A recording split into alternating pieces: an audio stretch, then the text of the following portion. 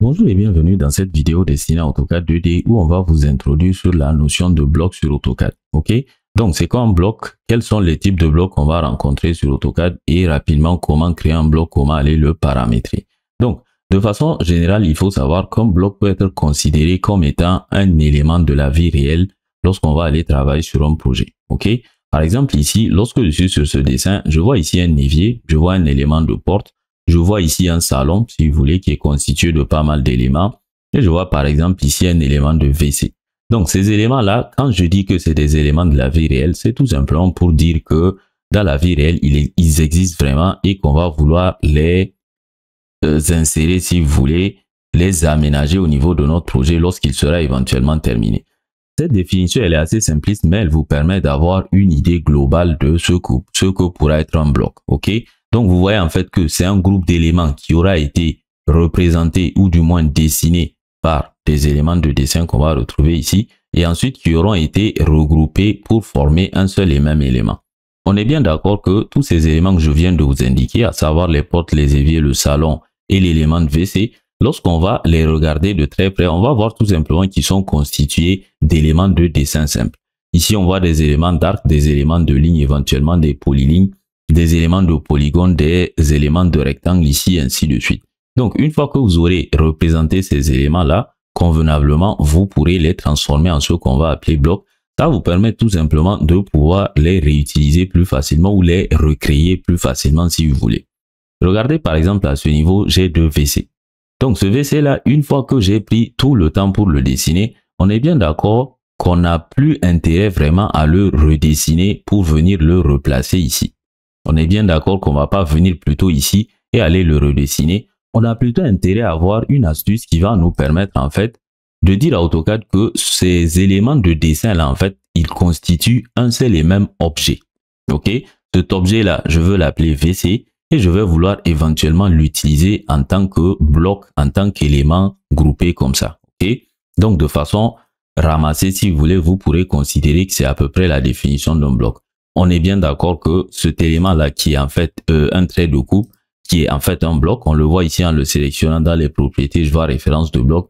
On est bien d'accord que ce chantier, cet élément-là ne sera pas représenté. Il ne s'agira pas vraiment d'un objet de la vie réelle. Donc par rapport à la définition initiale que j'ai donnée, faites très attention. C'est juste pour vous indiquer en fait ce que pourrait être un bloc parce que dans beaucoup de cas, les blocs seront utilisés pour créer des éléments qu'on va aller utiliser ou qu'on va retrouver si vous voulez dans la vie réelle. Ok? Sur AutoCAD, il faut savoir qu'on a deux types de blocs. Ce bloc-là, lorsque je le sélectionne, il s'agira de ce qu'on va appeler le bloc statique. Et juste à droite ou à gauche de lui, on a ces blocs de porte-là qui seront les blocs dynamiques. Quelle est la différence entre un bloc statique et un bloc dynamique? Les termes en eux-mêmes sont assez explicites. Un bloc statique, tel que son nom l'indique, une fois qu'on l'aura créé, il sera figé. Il sera figé ne veut pas dire qu'on ne peut pas le modifier avec les éléments de modification. Par exemple, ce bloc de WC là, si je trouve qu'il est trop grand, je peux lui appliquer ici un facteur d'échelle et aller réduire ou augmenter sa taille en fonction du besoin tout simplement. Mais ce que vous avez remarqué que je viens de faire ici, c'est que j'ai dû sélectionner le bloc et que je suis allé le modifier ici à partir d'éléments de modification. En réalité, ce n'est pas le bloc en lui-même qui contient cette modification, mais c'est une modification que je peux faire sur la plupart des éléments qui sont au niveau de mon interface objet à l'intérieur d'AutoCAD. Les blocs dynamiques, quant à eux, ça sera aussi des blocs. Donc, la définition qu'on a donnée, elle est valable pour elle. À la seule différence que, regardez ce bloc-là, par exemple, lorsque je vais vouloir aller dans le même sens, c'est-à-dire de le réduire ou de l'agrandir, je parle de l'échelle. Regardez bien, je vais tout simplement sélectionner cette poignée. Regardez ce qui est en train de se passer. Là, vous voyez que je viens de réduire, si vous voulez, la taille de cette porte-là.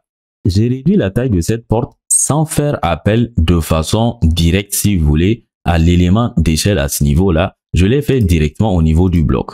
D'ailleurs, en plus de cette réduction d'échelle-là, je vois en fait que je peux faire ici des échelles. Pas des échelles, mais des éléments de miroir que je n'aurais pas pu faire au niveau de ce bloc s'il était statique.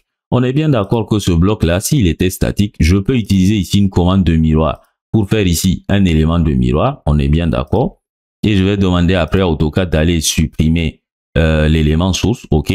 Mais ce que je suis en train de faire au niveau du bloc dynamique, et c'est là l'intérêt et finalement la puissance des blocs dynamiques, c'est que ces éléments de modification là, je les ai directement intégrés dans le bloc en lui-même. OK? Donc, bloc statique, il est figé. Bloc dynamique, il peut être modifié, il peut être modifié tout simplement en fonction du besoin. OK? Donc, c'était un peu une définition des blocs. L'existence des blocs, des types de blocs de type statique et des blocs de type dynamique.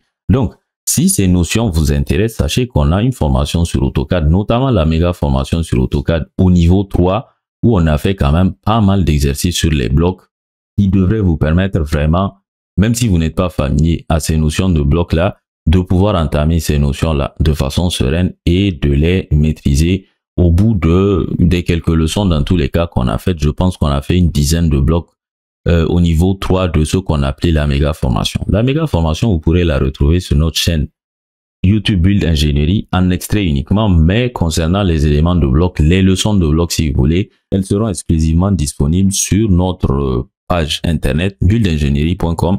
Dans tous les cas, le lien dont je viens de vous parler, je vais vous le mettre dans la description de cette vidéo.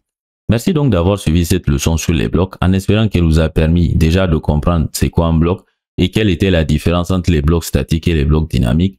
On se donne rendez-vous pour la suite de nos vidéos sur notre chaîne Build Ingénierie.